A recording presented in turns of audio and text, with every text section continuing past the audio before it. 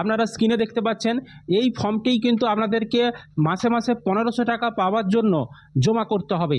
তো এই ফর্মটা কোথা থেকে ডাউনলোড করবেন, এই ফর্মটা কিভাবে পূরণ করবেন, প্রতিটি অপশন বুঝিয়ে আজকের ভিডিওতে আমরা আপনাদেরকে দেখিয়ে দেবো। এর সঙ্গে কি কাগজ জমা দিতে হবে সেটাও জানতে পারবেন।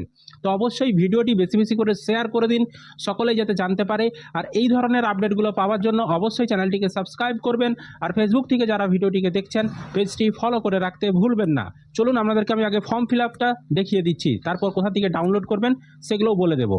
আপনারা স্ক্রিনে যে ফর্মটি দেখতে পাচ্ছেন এটিই হচ্ছে বাংলা যুবসাথী প্রকল্পের আবেদনের ফর্ম। উপরেই দেখতে পাচ্ছেন government of West Bengal Bangla Yuvasathi scheme, Bangla Yuvasathi প্রকল্প অ্যাপ্লিকেশন ফর্ম লেখা রয়েছে।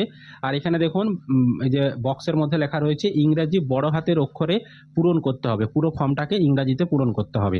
এখানে ডান দিকে দেখুন কালার পাসপোর্ট সাইজের ছবি চেটানোর জায়গা রয়েছে এবং এখানে বলা হয়েছে যে sign in upper white portion, অর্থাৎ এইখানে কিন্তু আপনাকে একটা রঙিন ছবি চিটাতে হবে এবং সেই ছবিতে এখানে কিন্তু একটা সইও করতে হবে। মানে এমনভাবে সই করবেন কিছুটা সই আপনার ছবির উপরে থাকবে, কিছুটা সই আপনার এখানে মানে ফর্মে থাকবে। এভাবে আপনাকে সই করতে হবে, আপনাকে রঙিন ছবি এখানে চিটাতে হবে যিনি আবেদন করছেন, দিয়ে সইটা করতে হবে। তারপর এখানে বলেছে বাংলা যুবসাথী প্রকল্পের আবেদনপত্র দিয়ে এখানে দেখুন দুয়ারে সরকার রেজিস্ট্রেশন নম্বর। এই রেজিস্ট্রেশন নাম্বারটা আপনি যখন ক্যাম্পে যাবেন, আমাদের বিধানসভায় যেখানে ক্যাম্প হবে সেখানে গেলে সেখানে রেজিস্ট্রেশন করার পর এই নাম্বারটা আপনাদেরকে দেবে। তো আপনাদেরকে সেখান থেকে এই নাম্বারটা দেবে, সেখান থেকে দেখে আপনাকে নাম্বারটা লিখতে হবে। তারপর আধার কার্ডের নাম্বার, আপনার যে আধার কার্ডের নাম্বার এই ঘরে ঘরে আপনাকে লিখতে হবে। তারপর বলেছে যে beneficiary name as in MP or equivalent exam, অর্থাৎ উপভোক্তার নাম যিনি আবেদন করছেন তার নাম মাধ্যমিক বা সমমানের পরীক্ষা অনুযায়ী, অর্থাৎ আপনার মাধ্যমিকের অ্যাডমিট কার্ড বা মাধ্যমিকের সার্টিফিকেটে যে নামটা রয়েছে ইংরাজি যে নাম সেই নামটা এখানে লিখতে হবে। তো অবশ্যই ইংরাজিতে কিন্তু পূরণ করতে হবে নাম, আর বড় হাতের লিখতে হবে, ঠিক আছে? ছোট হাতের কোনো ব্যবহার করা চলবে না অক্ষর, বড় হাতের নামটা এখানে লিখতে হবে। মাধ্যমিকের আপনার যে সার্টিফিকেট বা অ্যাডমিট কার্ড সেখানে যে নামটা রয়েছে সেই অনুযায়ী নাম লিখতে হবে। তারপর বলেছে মোবাইল নম্বর ব্যাংক অ্যাকাউন্ট লিঙ্কযুক্ত, তো আপনার যে মোবাইল নাম্বারটা ব্যাংকের লিঙ্ক করা রয়েছে সেই মোবাইল নাম্বারটাই আপনি এখানে লিখবেন। তারপর ইমেল আইডি ইফ এনি, যদি আপনার ইমেল আইডি থাকে এই বক্সে আপনি লিখবেন, আর যদি ইমেল আইডি না থাকে লেখার দরকার নেই, এটা অপশনাল, আপনি দিতেও পারেন নাও দিতে পারেন ইমেল আইডিটা। তারপর লিঙ্গ, আপনি পুরুষ না মহিলা না অন্যান্য, তো এখানে দেখতে পাচ্ছেন মহিলারাও আবেদন করতে পারবে। তো আপনি পুরুষ না মহিলা আপনাকে এই যে বক্স রয়েছে বক্সের বাম দিকে ঠিক চিহ্ন দিতে হবে আপনি যেটা হবেন। তারপর জন্ম তারিখ, তো আপনার জন্ম তারিখ কত, ডেট মাস আর ইয়ার এই ফরম্যাটে প্রথমে দুটো ঘরে তারিখ দিতে হবে, তারপরের দুটো ঘরে মাস দিতে হবে, তারপরের এই চারটা ঘরে আপনাকে বছর দিতে হবে। এবার বলেছে 1/4/2000 আপনার বয়স কত হচ্ছে। তো এখানে বয়সটা গণনা করা হবে যে চারের মাসের 1 তারিখ অনুযায়ী আপনার বয়স কত হচ্ছে লিখতে হবে। চারের মাসের 1 তারিখ অনুযায়ী আপনার বয়স মিনিমাম মানে ন্যূনতম 21 বছর হতেই হবে, 21 থেকে 40-এর মধ্যে হতে হবে। 21-এর কম হলে হবে না, আবার 40-এর বেশি হলে হবে না। আপনার বয়স কত হচ্ছে এখানে আপনাকে লিখে দিতে হবে। ধরুন আপনার 27 বছর হচ্ছে, এখানে 27 লিখে দেবেন। তারপর আপনার পিতার নাম মানে আপনার বাবার নাম এই বক্সে লিখতে হবে, বড় হাতের ইংরাজিতে লিখতে হবে। মায়ের নাম বড় হাতের ইংরাজিতে লিখবেন। তারপর যদি আপনার বিয়ে হয়ে গিয়ে থাকে তাহলে আপনি এখানে যদি ছেলেরা আবেদন করে তার স্ত্রীর নাম লিখতে পারে, স্ত্রীরা যদি আবেদন করে তার স্বামীর নাম লিখবে এখানে যদি বিয়ে হয়ে গিয়ে থাকে। আর যদি বিয়ে না হয় সেক্ষেত্রে আপনাকে এই ঘরটা পূরণ করতে হবে না। তারপর ক্যাটাগরি, আপনার কোন ক্যাটাগরি, এখানে এসসি না এসটি না ওবিসি, হ্যাঁ না এখানে প্রথমে রয়েছে সাধারণ শ্রেণীভুক্ত, আপনার যেই কাস্ট হবে সেই কাস্টটা আপনার এখানে ঠিক চিহ্ন দিয়ে দেবেন। আপনি যেই কাস্ট বলছে যে সাধারণ শ্রেণীভুক্ত না হলে কোন শ্রেণী এখানে আপনাকে তার উপরে ঠিক চিহ্ন দিতে হবে। আর যদি সাধারণ শ্রেণীভুক্ত হন তাহলে সাধারণ শ্রেণীভুক্তর উপরে আপনি জেনারেল কাস্ট হলে ঠিক চিহ্ন দিয়ে দেবেন, আর আপনি যেই কাস্টের হবেন তার উপরে আপনি ঠিক চিহ্ন দিয়ে দেবেন। আর যদি আপনি এসসি এসটি ওবিসি কাস্টের মধ্যে হয়ে থাকেন তাহলে আপনার যে কাস্ট সার্টিফিকেটের নাম্বার সেটা এখানে লিখতে হবে।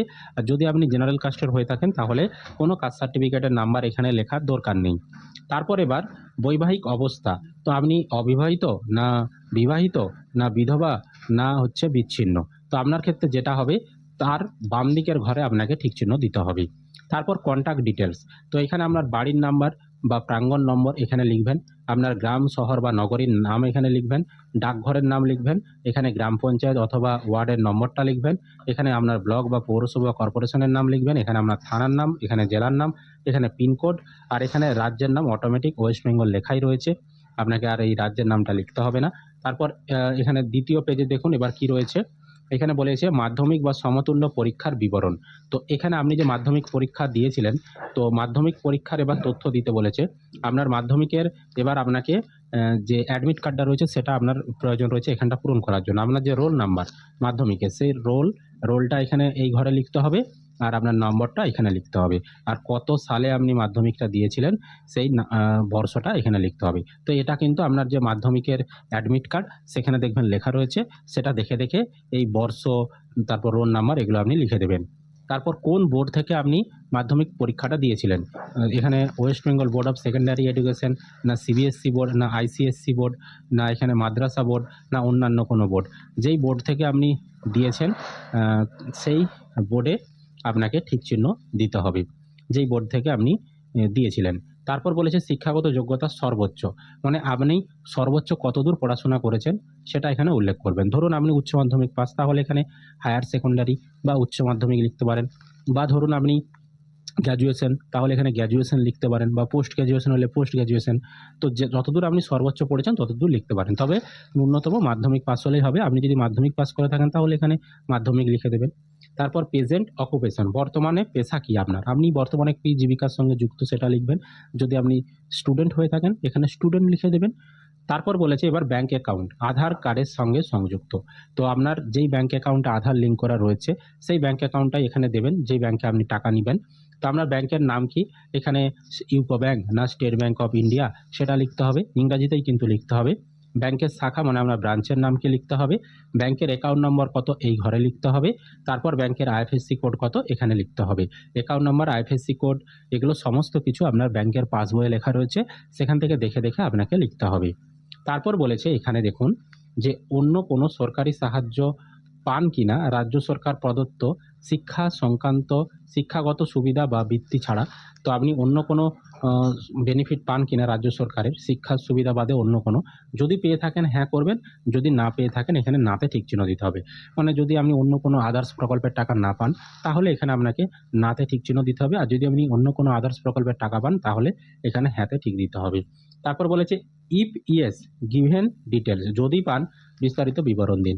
যদি আপনি পান, যদি আপনি অন্য কোনো প্রকল্পের সরকারি কোনো অন্য প্রকল্পের টাকা পান তাহলে কোন প্রকল্পের টাকাটা পান সেটা আপনাকে এখানে লিখতে হবে। যদি আপনি এখানে হ্যাঁতে ঠিক দেন তবেই এখানে লিখতে হবে, যদি আপনি এখানে নাতে ঠিক দেন তাহলে এই নিচের ঘরটা আপনাকে কোনো কিছু লিখতে হবে না। ঠিক আছে, বোঝাতে পেরেছি?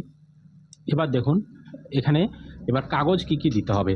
এখানে কিছু কাগজের লিস্ট দেওয়া রয়েছে, তার পাশে ঠিক চিহ্ন দিতে হবে। স্বপ্রত্যায়িত প্রতিলিপি মানে যে কাগজটাই আপনি দেবেন সেই কাগজটা যখন জেরক্স দেবেন সেই জেরক্সের নিচে নিচে যার কাগজ তাকে সই করতে হবে। যেমন কি কি কাগজ দেওয়া যাবে, এখানে প্রথমে বলেছে যে অনুগ্রহ করে উপযুক্ত বক্সে টিক চিহ্ন দিন। বলছে মাধ্যমিক বা সমতুল্য পরীক্ষার অ্যাডমিট কার্ড, অর্থাৎ মাধ্যমিকের অ্যাডমিট কার্ড লাগবে। তো মাধ্যমিকের অ্যাডমিট কার্ড দিচ্ছেন, এই ডান দিকের ঘরে ঠিক চিহ্ন দেবেন। তারপর বলেছে মাধ্যমিক বা সমতুল্য পরীক্ষার মার্কশিট বা শিক্ষাগত যোগ্যতার সার্টিফিকেট, অর্থাৎ মাধ্যমিকের আপনাকে মার্কশিট দিতে হবে অথবা সার্টিফিকেট দিতে হবে। মাধ্যমিকের যে আপনি নাম্বার পেয়েছেন সেই সার্টিফিকেটটা আপনি দিতে পারেন, অথবা যে মাধ্যমিকের আপনার পাস সার্টিফিকেট সেটা আপনি দিতে পারেন। তো এখানে ঠিক চিহ্ন দিতে হবে। আধার কার্ডের কপি দিতে হবে, তার জন্য এখানে টিক চিহ্ন দিতে হবে। ভোটার কার্ডের কপি দিতে হবে, ঠিক চিহ্ন দিতে হবে। তারপর ব্যাংকের পাসবই দেবেন, এখানে ঠিক চিহ্ন দেবেন। এবার যারা এসসি এসটি ওবিসি কাস্টের তারা যদি কাস্ট সার্টিফিকেট দেন তাহলে এখানে 6 নম্বর ঘরে ঠিক চিহ্ন দিতে হবে, আর যারা জেনারেল কাস্ট তাদেরকে এই 6 নম্বর ঘরে ঠিক চিহ্ন দিতে হবে না। ঠিক আছে, এবার এখানে ঘোষণা রয়েছে। তো আমি এত দ্বারা ঘোষণা করছি যে আমি পশ্চিমবঙ্গের স্থায়ী বাসিন্দা, আমি এখন অবধি বেকার, কোনো রকম সরকারি সামাজিক নিরাপত্তা প্রকল্প বা কোনো রকম ভাতা সাহায্য পাচ্ছি না। তো রাজ্য সরকার প্রদত্ত শিক্ষাগত সুবিধা বা বৃত্তি ছাড়া। তো আমি কোনো কর্মসংস্থান পাই তবে আমি অবিলম্বে কর্তৃপক্ষকে জানাবো। মানে যদি আপনি এই সময়ের মধ্যে কোনো চাকরি আরে পান সেটা আপনি জানাবেন কর্তৃপক্ষকে, সেই অঙ্গীকারবদ্ধ হচ্ছেন। তারপর 3 নম্বরে বলেছে আমার দ্বারা জমাকৃত সমস্ত তথ্য এবং নথিপত্র আমার জ্ঞান ও বিশ্বাস অনুযায়ী সত্য। যদি কোনো তথ্য বা নথি মিথ্যা প্রমাণিত হয় তবে আমার বিরুদ্ধে আইনানুগ ব্যবস্থা নেওয়া হবে এবং সুবিধাটি প্রত্যাহার করা হবে, মানে বন্ধ করে দেওয়া হবে। দিয়ে এইখানে দেখুন আবেদনকারী স্বাক্ষর রয়েছে, যিনি আবেদন করছেন, যিনি ফর্মটা পূরণ করছেন, তাকে এখানে সই করতে হবে। তিনি যদি সই করতে না পারেন টিপ ছাপ দেবেন। নিশ্চয়ই মাধ্যমিক পাস করেছে মানে সে নিশ্চয়ই সইটা করতে পারবে, তো এখানে সইটা করে দেবেন। তারপর তারিখ যেদিনে আপনি ফর্মটা জমা দেবেন সেই দিনের তারিখটা এখানে লিখবেন। ব্যাস, আপনার ফর্ম পূরণ কিন্তু হয়ে গেল। এবার নিচে অ্যাকনোলেজমেন্টটা, এখানে আপনাকে কোনো কিছু পূরণ করতে হবে না। ক্যাম্পে যারা আধিকারিকরা থাকবেন তারা এই নিচের অংশটা পূরণ করবে। পূরণ করে তারা এখানে সিল করে নিচের এই স্লিপটা আপনাকে কেটে দিয়ে দেবে, প্রমাণস্বরূপ আপনাকে কেটে দিয়ে দেবে। বুঝতে পেরেছি? যদি এই নিচের অংশটা নিতান্ত হলে দুয়ারে সরকার রেজিস্ট্রেশন নম্বর আপনাদেরকে ক্যাম্প থেকে যেটা দেবে সেটা লিখে দেবেন। তারপর আই দিয়ে আপনার নামটা লিখে দেবেন, দিয়ে এখানে আপনার বাবা বা স্বামীর নাম আপনি লিখতে পারেন। তারপর বলেছে অ্যাপ্লিকেশন অন, যে তারিখে আপনি আবেদন করছেন সেই তারিখটা এখানে দিয়ে দেবেন, ডেটে। মাই মোবাইল নাম্বারের ঘরে আপনার মোবাইল নাম্বার দিয়ে দেবেন, আধার কার্ডের নাম্বারের ঘরে আপনার আধার কার্ডের নাম্বার দিয়ে দেবেন। ব্যাস, এটুকুই পূরণ করে নিলেন।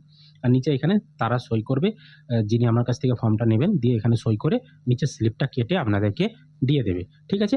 এভাবে কিন্তু ফর্মটা পূরণ করা যাবে। তো এই